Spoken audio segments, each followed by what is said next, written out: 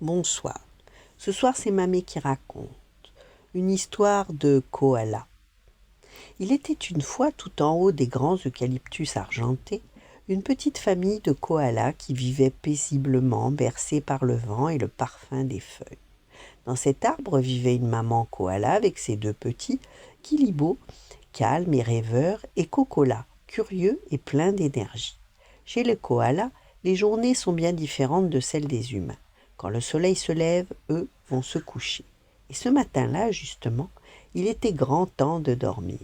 La maman koala observa ses petits avec douceur. « Mais voyons, vous n'avez fait que 4 siestes aujourd'hui, vous devez être épuisés. » Kilibo, obéissant, s'installa aussitôt sur sa branche préférée, s'enroula comme une petite boule de fourrure et ferma les yeux.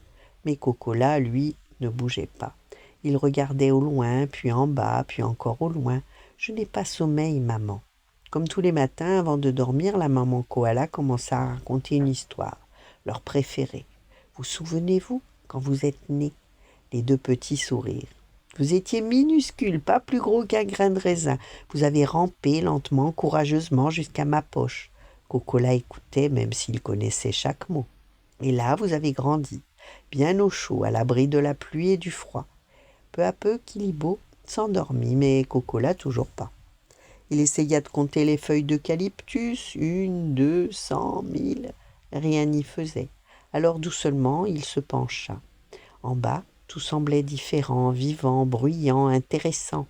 Sa maman lui avait pourtant interdit de descendre. « Il y a des dingos, avait-elle dit. Ils mangent les petits koalas tout crus. » Mais à l'école, un copain lui avait assuré « Des dingos, ça n'existe pas. C'est une histoire pour faire peur. » Kokola hésita, puis regarda sa maman profondément endormie. C'était le moment parfait. Tout doucement, il se laissa glisser le long du tronc en marche arrière. Ses petites griffes s'accrochaient parfaitement à l'écorce. Plus bas, encore plus bas, jusqu'à ce que ses pattes touchent le sol.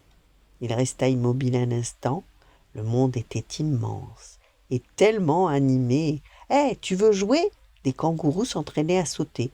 Kokola essaya de les imiter. Il plia les pattes, bondit et fit un tout petit saut ridicule. Les kangourous éclatèrent de rire. Kokola rit aussi, un peu gêné. Plus loin, il aperçut les autruches.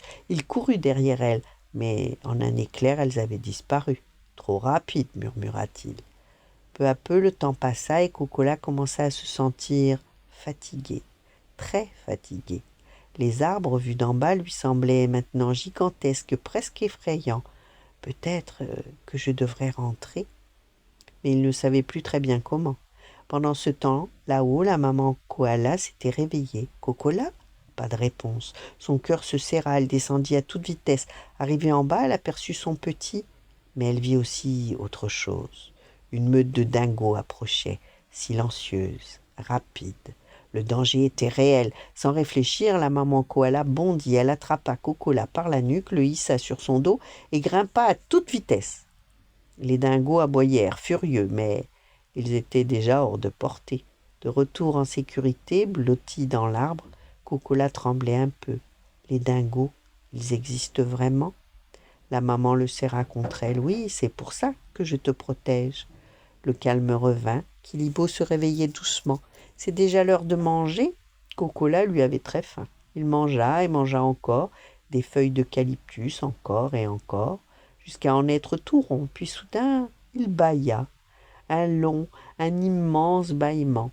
Enfin, le sommeil arrivait. Il se glissa dans la poche de sa maman, bien au chaud, et s'endormit aussitôt, cette fois profondément. Et il rêva.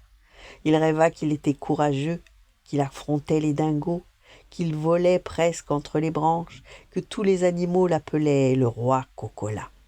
Et depuis ce jour-là, quand le matin arrive et qu'il est temps de dormir, Kokola ne résiste plus, parce qu'il sait maintenant que les plus belles aventures se vivent aussi dans les rêves.